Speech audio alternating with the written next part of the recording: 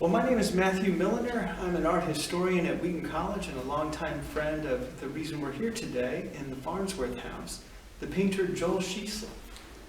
Excited to be with you this afternoon in this place. And unfortunately for people who are just looking at this interview, you do have to be here. Coming back again, it's been a while since I've arrived. It's bigger than I remember. It's more open than I remember. And you have been feasting upon the landscape both around it and within it. Yeah. And this is an exciting conversation to have on this beautiful spring day. Beautiful, isn't it? Can't beat it. Stunning. You know, even as we were driving here, just moments away from the hustle bustle of the Wheaton, Illinois area where we both live, you are all of a sudden, you're lifted into the Rhine River landscape or the Chartres Cathedral pilgrimage route. I mean, it really feels that way. We don't think of this land as a sacred landscape, but your paintings, Joel, are elucidating that for me, helping me to see it. So I guess the first question I want to ask is a question about why we don't see this Illinois landscape, the Fox River, in that way. What warped our perceptions to make us to have to run off to California or the south of France, everywhere else we want to be rather than here? And in order to ask the question, Joel, I'm going to quote you. I'm going to quote from your book that I have in front of me here, the Fox River Testimony. Okay, great.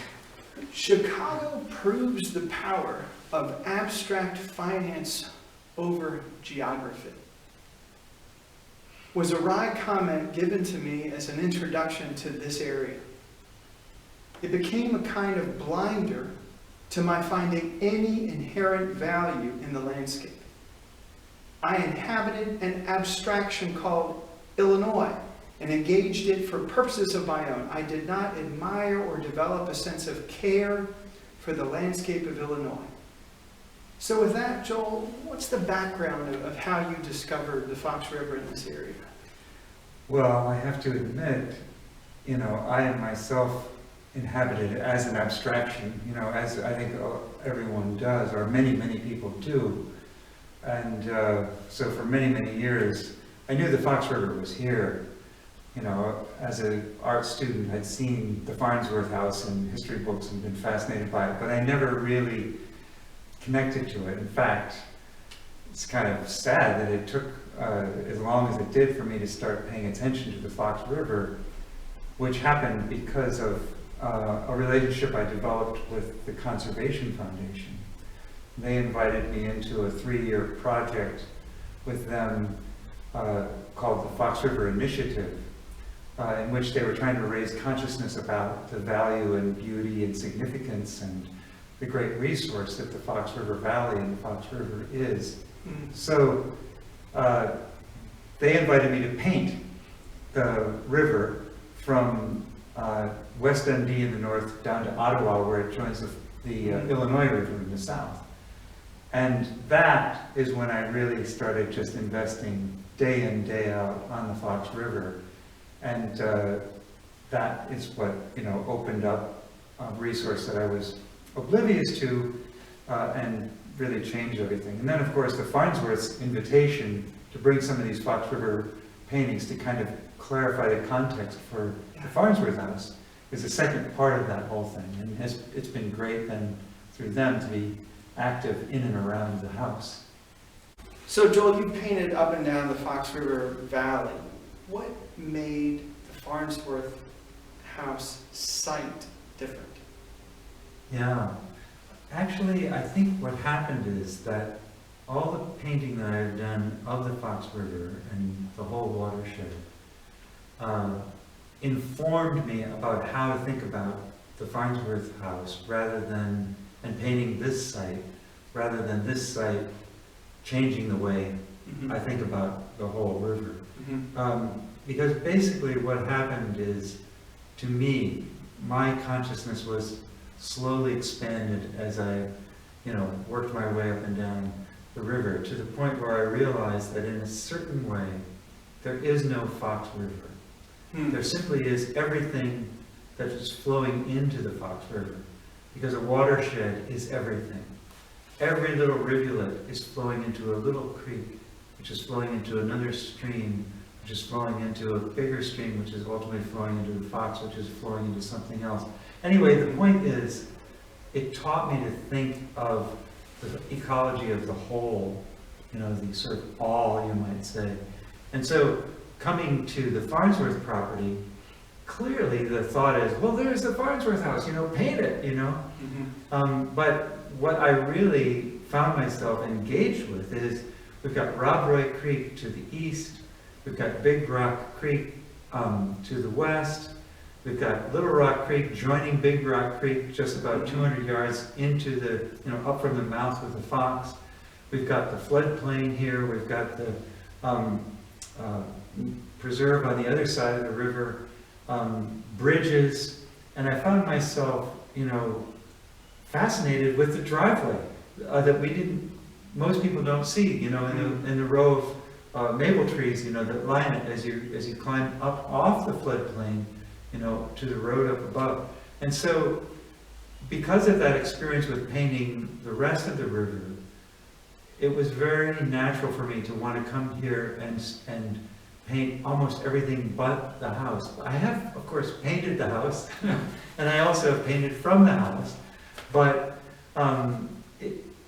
the meaning of this whole project is to place the house in a kind of larger world, in a larger context, which is this fluid thing called the Fox River, which really, again, I would say, is everything. The river, I mean, it's all. That's what you really come down to. What about your approach, Joel, is disarming? And I'll give another quote for you. Irony, which is what we see in the contemporary art world so often, is relatively safe because you have distance. But you put it this way: contemporary art looks out at us and winks. Plein air landscape painting does not wink. Its candor can be disarming. And so tell us about this winkless approach. Tell us about your plein air landscape. Why is it disarming? Well, I mean, I think that a lot of contemporary art, just by the nature of its situation in history, is engaged in a kind of self-reflexive sensibility. That is, so much contemporary art is about process and methodology, and processes and methodologies that the artist uses are meant to be interpretive and significant to the meaning of the work. And so you have to pay attention and make evident your process, your method at all points. Obviously, when you're painting the landscape, you also have to have method and process.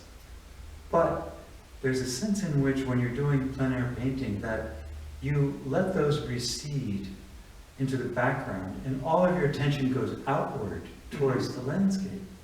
So you aren't so worried about showing the tricks of the trade as you are simply being true to what you see that's so magnificent and so demanding out there.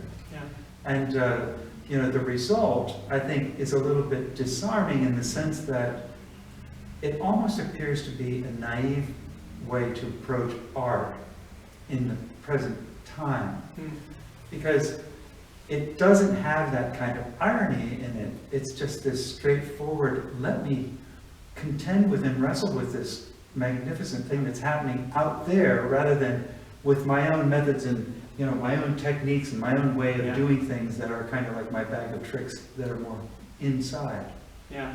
That's the way I see it anyway. In fact, my own reaction to the thought of painting outdoors like this, and at first was like, I don't know if I really want to do that. Right. Because it was so foreign to my sensibility about what contemporary art does. Well, we have a Monet in Chicago show at the Art Institute right now, and they made fun of him, they mocked him.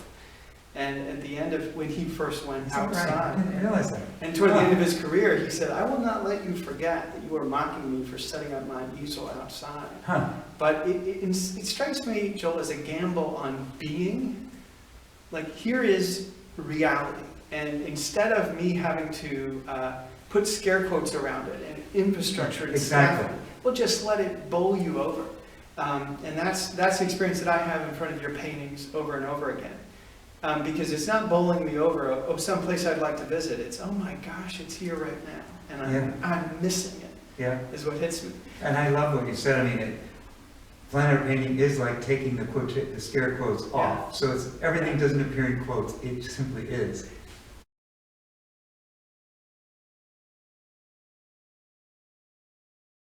We're looking at house view. Okay. And this is really important because now we're adding a chapter to art history. We're not just looking back and fawning over Mies van der Rohe. We're saying, okay, what's next? Let's turn the page. Because this painting is itself a response to an invitation. And that invitation is from Mies himself. Right. Here's what he said. Nature too shall live its own life. We must beware not to disrupt it with the color of our houses and interior fittings. The opposite of the way we think of modernity, right? Yet we should attempt to bring nature, houses, and human beings together into a higher unity. If you view nature through the glass walls of the Farnsworth House, it gains a more profound significance than if viewed from the outside. So with that quote, I mean, the indigenous Mies van der Rohe is not something we probably hear too much about, but there are some connections there. Your house view paintings seem to be a direct response to Mies's suggestion. So what did you learn in pursuing that? Yeah, well, of course, when I first discovered that line from Mies, my first reaction was, I thought, that is an arrogant statement. Because I just thought, wow, how many thousands and thousands of people have seen this landscape apart from the view of it through the house. And you're saying they could not have as profound a view as people seeing it from inside the house. Well, I forgive him because I think what he's really saying is it achieves a different kind of profundity.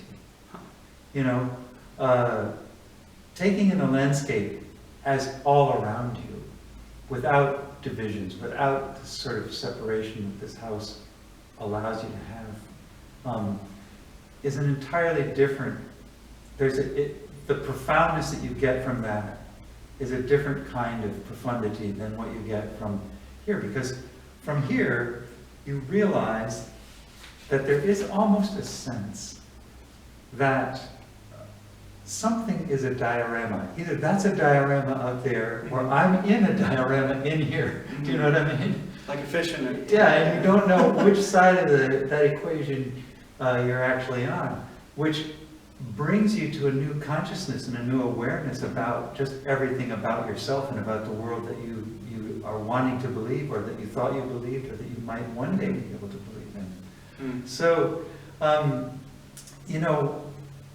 was just so honored when Scott Mahaffey said, sure, Joel, come into the house, spend some time in here, draw. He said you can even paint. Just set up a big carpet if you want it. And I thought, wow, and I thought, I just want to prove I want to find out for myself what this all is.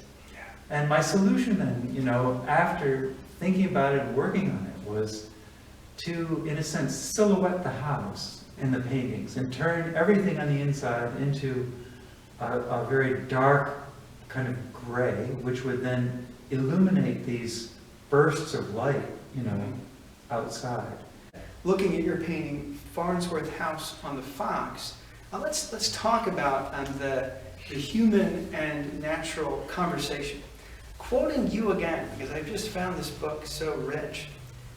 The Farnsworth House is like a crystal, the only natural form I know of that can take the shape of a right angle. Certain crystals remind us that nature is not ignorant of pure geometry, and nature can claim even the abstraction of the Farnsworth House.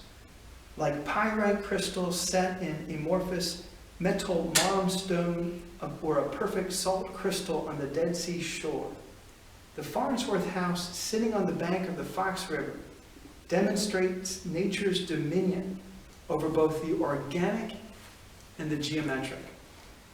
And when I read those words, I Googled those forms, and I was stunned to see a perfect angular cube that nature burped up. In this. Right. And so with that said, is the Farnsworth House natural or is it artificial? And how did painting so much of the rest of the river influence you? Because this part has the Farnsworth in it. Yeah. Well, I mean, those are both huge questions, I mean, to work on. And on the artificial or natural question, I mean, there's a sense in which there isn't a problem, you could say. There's no problem because of crystalline structures, that, have to be the inspiration, for thinking about this. I mean, when you think about, say, Native American living places, houses, and I'm thinking of a photograph I have of the Chippewa family standing in front of their bark house. You realize when you look at that family standing there in front of that house, that there is no artificial versus nature. It's all one thing, for them. There's just nothing else than what is. Yeah. Now, in this kinds of structures that we have built through cultural, quote unquote progress, we have structures that seem to separate us from nature. And their geometry is one way in which we mark off the human versus the natural. Again, it's not a foolproof division, because of the existence of geometry everywhere. But I think that the Farnsworth House becomes this kind of opportunity to engage both the natural and the artificial, to be aware of them. Let's just say to hold them, to percolate them, to let them exist together. When I first started thinking about this question, I thought it's a question of some kind of opposition. But it isn't actually a question of opposition. It's a question of the two things being in existence together in the world, and us, instead of taking this polarizing, oppositional way of approaching things, to recognize the kind of sympathy that actually exists there. So it's easy to imagine it as a conflict. I don't think it is a conflict. And it's easy to put then architects, a person like me who is so,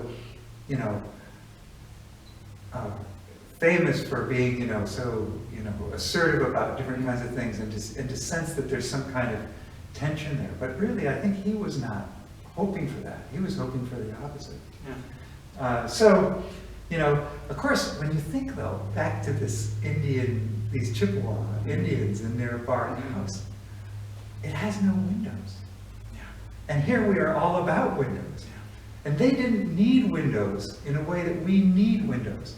So that shows that there is something going on, in terms of our ability to travel this continuum between culture and nature, which other people haven't always experienced. I just think it's fascinating to think of all of these. I mean, I've looked through, picture books that show us, at least replicas of Native American dwellings, but I don't think I've ever seen a window.